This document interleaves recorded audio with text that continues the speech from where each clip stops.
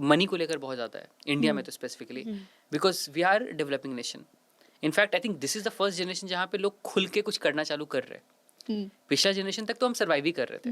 आई mean हम as a child as well we just saw survival, कि we are just making ends meet, school की fees, college की fees and this and that, मतलब हो जाता था, दैट्स वाज इट. उसके बाद vacations and travel and this and that, तो अभी की चीज़ें आ रही है. तो अब ये चीज़ को दिमाग में रखते हुए हमारे दिमाग में तो सर्वाइवल अटैच हो गया ना. Nervous system is not safe around money.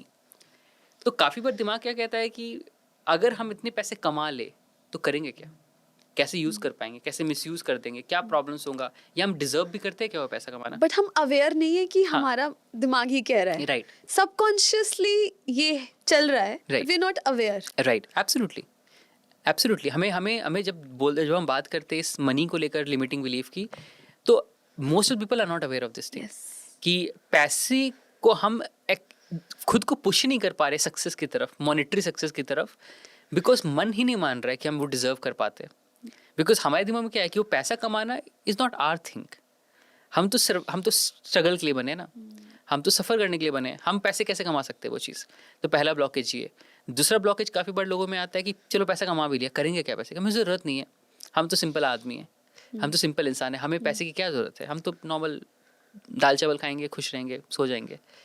तीसरी चीज़ कि पैसा मतलब लाइफ ख़राब हो जाएगी, बहुत बिजी हो जाएंगे, घर वालों को छोड़ना पड़ जाएगा, तो अगेन सेफ नहीं फील करेंगे, कोई चोरी कर लेगा, इनकम टैक्स रेट हो जाएगा, व्हाटएवर, हज़ार चीज़ें.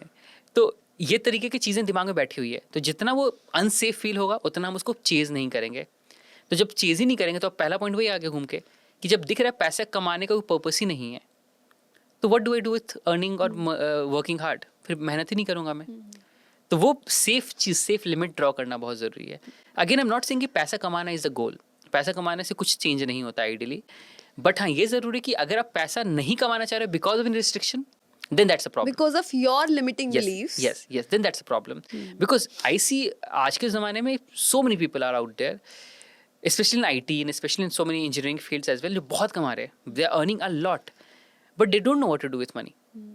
Their mental health is screwed up, their physical health is screwed up because of the 9 to 5 sitting jobs, and they can't do much about it because उनको पता ही नहीं पैसे के साथ करना क्या है, और वो भाग रहे हैं वन जॉब आफ्टर, एक के बाद एक चीज़ कर रहे हैं. 2 साल में एक जॉब चेंज कर रहे हैं, जॉब स्विच कर रहे हैं कि 30% इंक्रीमेंट और मिलेगा, 30% इंक्रीमेंट और मिलेगा, बट क्या करना है पैसे के साथ, आई डोंट नो.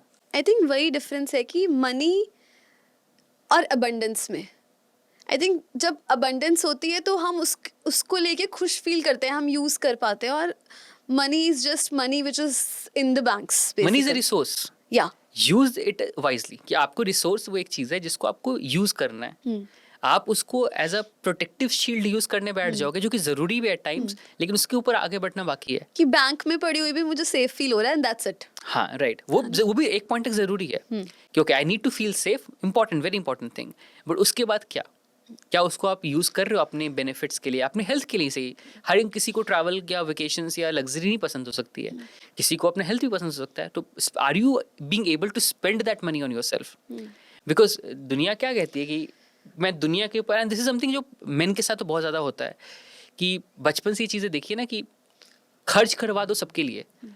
मेरे वाइफ पैसे से खर्च कर लेंगे, अच्छे अच्छे कपड़े, बच्चों के लिए सब कुछ खरीद लेंगे, बट नहीं चलो मैं तो चलो एक शर्ट मेरे पास काफ़ी है, it's good for me. Why? Because you don't feel you deserve it. मेरा काम बस प्रोवाइड करना है. बिकॉज अगर मैं अपने लिए खरीदना चालू कर दूंगा फिर तो सब कुछ हिल जाएगा ना.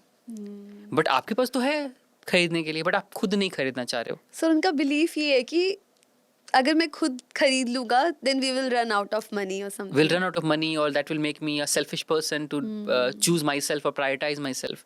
तो समझो ना कि हम सब कुछ कर रहे हैं बट खुद को प्रायोरिटाइज ही नहीं करना चाह रहे उस चीज़ में, because it will make us feel bad about it.